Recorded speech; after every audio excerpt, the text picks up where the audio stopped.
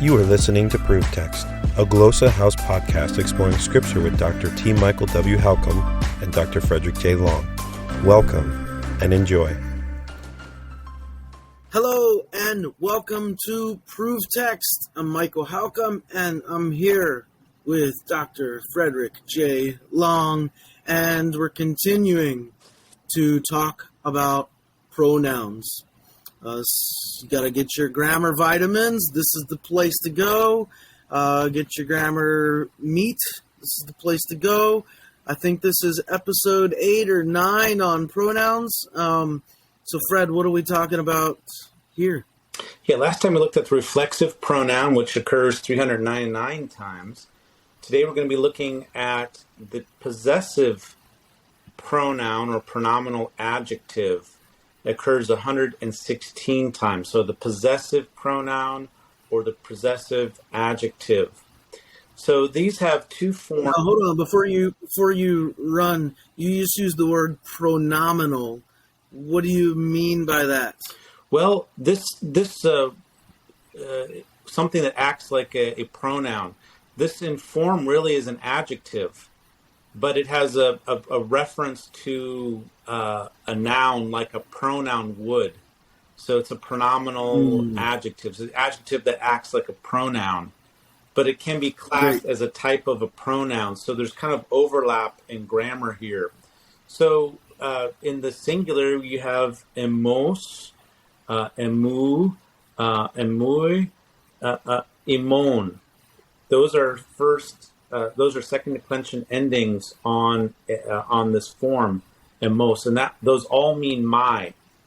Now you might say, well, wait a minute, my could be you could use another word to form my. You could have used the personal pronoun, ego, and then you could have put ego into the genitive form, emu or mu, true.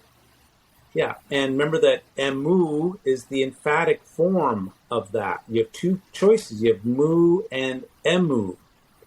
Well, this possessive pronoun or pronominal adjective, emos, always means my.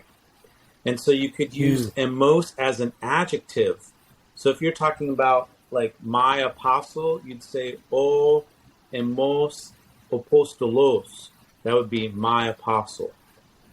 And now, if apostle were put into the genitive case, tu apostolou, and I wanted to modify that by emos, I'd need to use tu emu. Tu emu. So if I wanted to use that possessive to modify apostolou in the genitive, I would use emu.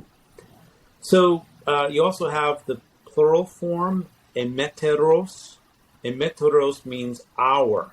Emeteros has the second and first declension endings, and whenever it's used, it means our, but it can be used to modify any noun or can stand in the place of a noun being used substantively, but it always means our.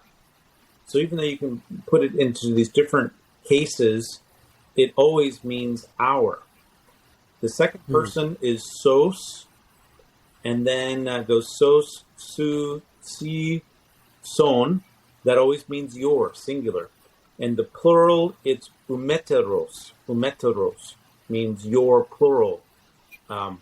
Okay, so this possessive adjective or pronominal adjective with a possession meaning is an alternative way to form something that could have otherwise been formed using the personal pronoun in the genitive case. So why use this possessive adjective? Well, I think it's marking something special. It's marking personal possession. So this form, if you really want to stress the individual possession aspect of something, you would use this form. That's my suspicion. That this form, this adjectival possessive pronominal form, is used to stress personal belongingness of the possessor of the things possessed. Now, it's rare, right? It only occurs about 110 times.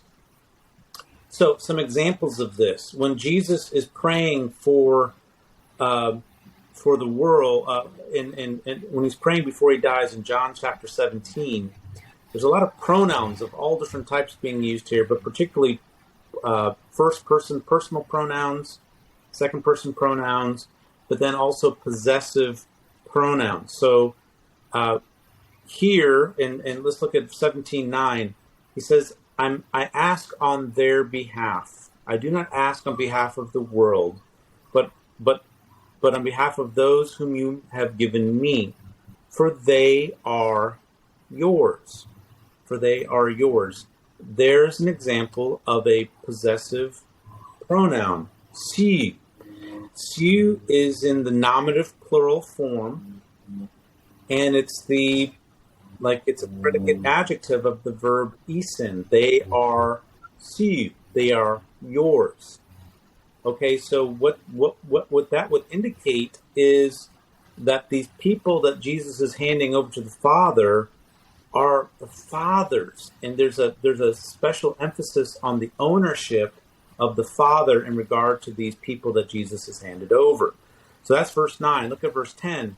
And all things that are mine, ta ema, are yours, sa estin. Those are, again, two instances of the possessive pronoun, or the adjectival pronominal pronoun.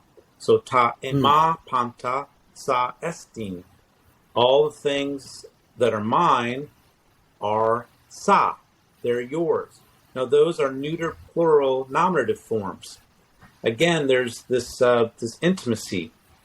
And then he says this next. And your things are my things. Ke ta sa ema. Again, the Father and the Son are co-intimately sharing things. And these things are actually people. And they intimately possess, and they're the belongings to Jesus and the Father. Now, what kind of people are we talking about here? What kind of things is God and Jesus holding so tightly and intimately, I guess I should say? Well, those are the people who believe in Jesus, who have the authority to become the children of God. So if we go back to the thesis statement, really, of John's Gospel, it's he talks about Jesus came to his own, but his own didn't accept him. But to as many as who did accept him, he gave them to become authority, to become children of God. And so now in John chapter 17, Jesus is departing. He's praying for their protection, and he's just saying, look, we each own these things. We're sharing these people. There are people. And when you look at biblical theology, like the purpose of God's plan, he always wanted to have a special chosen nation, a holy people who are his unique possession. And what I would suggest is that this pronoun helps to convey this kind of intimate ownership of the possessor of the thing possessed. Yeah. Oh, interesting. Wow. All right. Well, thanks, Fred, for dropping some insight on us. And thanks to everybody for supporting the podcast and Glosa House. Please share the word. And we hope this helps. Interested in growing your ancient language skills but not sure where to start? Glosa House can help. From illustrated readers and short stories to lexicons and grammars, Glosa House offers a variety of resources for beginning, intermediate, and experienced ancient language learners. Head to glosahouse.com today. Glosa House, language resources for the global community.